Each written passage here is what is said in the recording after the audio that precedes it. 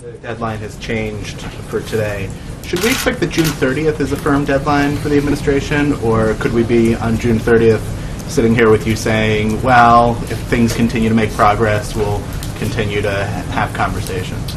Well, there is a difference, as has been highlighted, both between Mr. Vaquer and Mr. Garrett. The difference in the deadline at the end of March and the difference in the June deadline. Essentially, the June deadline is when the Joint Plan of Action Agreement would end. Now, as many have pointed out, the Joint Plan of Action is an agreement that has been extended at least twice, as I recall. And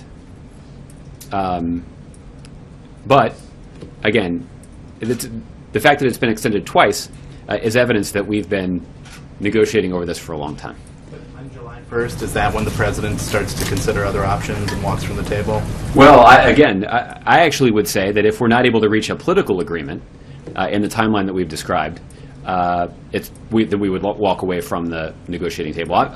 If we're not able to reach a political agreement, then we're not going to wait all the way until June 3rd or June 30th to walk away.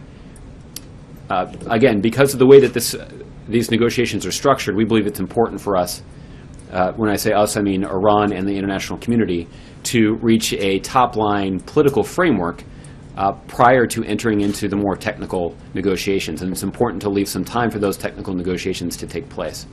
So that's what we envision. And is it the administration's view at this point that the only thing holding up a deal are things related to the nuclear talks and not any of the other issues in the region?